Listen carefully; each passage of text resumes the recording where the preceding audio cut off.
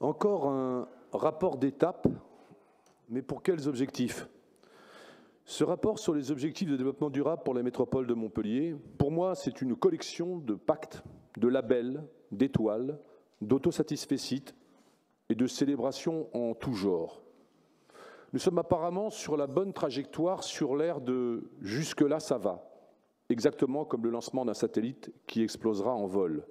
Je sais que vous évitez le plus gros sujet en termes d'impact pour Montpellier et sa métropole de ces dernières décennies, la filière d'incinération des déchets plastiques nommée filière CSR.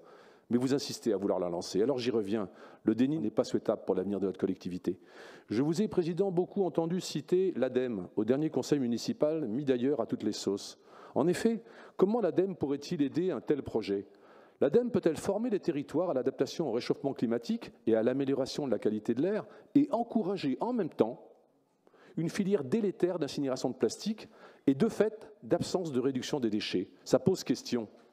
Car cette grande agence ne peut pas ignorer la composition des déchets des collectivités qui ne sont majoritairement ni du papier ni du bois, qui d'ailleurs sont les déchets qui se recyclent le mieux. On connaît les conséquences carbonées pour le climat à brûler du plastique qui est du pétrole. On connaît les conséquences sur l'air et la santé publique de le faire en ville. On laisse des élus leurrer leur population en parlant d'énergie renouvelable et de filtres de fumée salvateurs. L'ADEME pose question.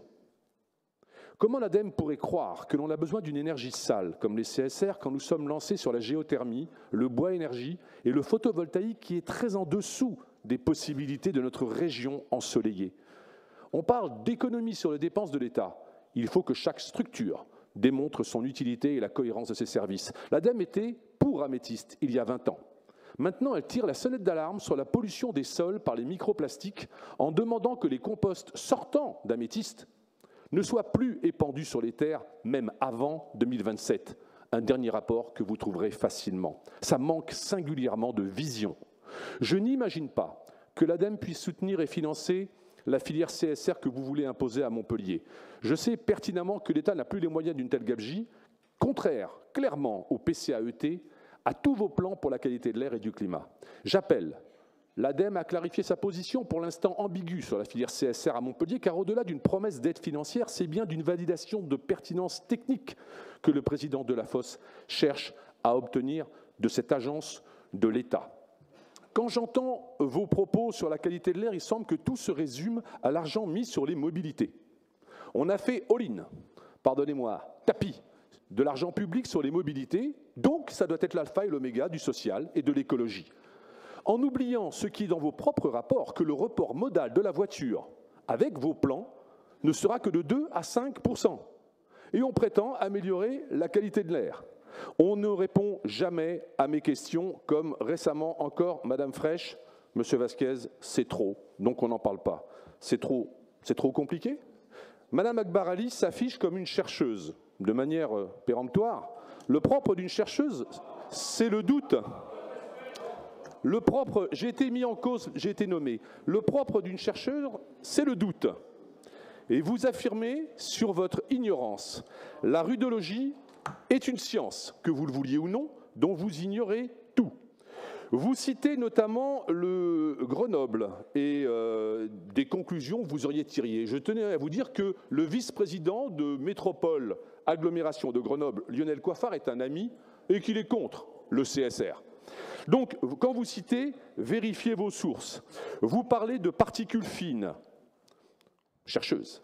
Et donc, il faut améliorer la santé, comme si les incinérateurs de boue et de plastique ne libéraient ni particules fines, ni PFAS, ni dioxines, ni métaux lourds. Donc, c'est totalement irresponsable. On voit bien qu'on ne contrôle absolument rien au niveau de la maîtrise des sujets, et on parle.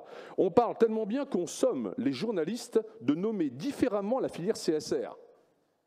Comme on a sommé, en quelque sorte, on a donné des conseils de droit, encore en conseil municipal, à Madame Catherine Ribaud, qui est professeure de droit, avec Madame Akbar Ali. Donc on voit qu'on n'a peur de rien. Nous sommes ici, si vous voulez, mesdames et messieurs, dans une bulle cognitive et informationnelle.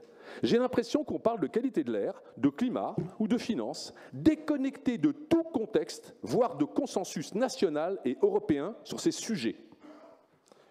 J'entends et je regrette d'entendre dans la bouche d'Isabelle Touzard, que j'apprécie, et elle le sait, que le zéro déchet va se limiter à un site internet, Circular City. On a voté sans mesure, avec une programmation complète de tri, de prévention, d'économie circulaire, de fiscalité. On avait prévu une tome incitative qui était un engagement de mandat qui ne sera même pas respecté. Et on résume à un site internet et on le dit qu'avec ça, on ira loin. Merci. Oui, je termine. Vous prenez le développement de l'esprit critique et de la conscience écologique.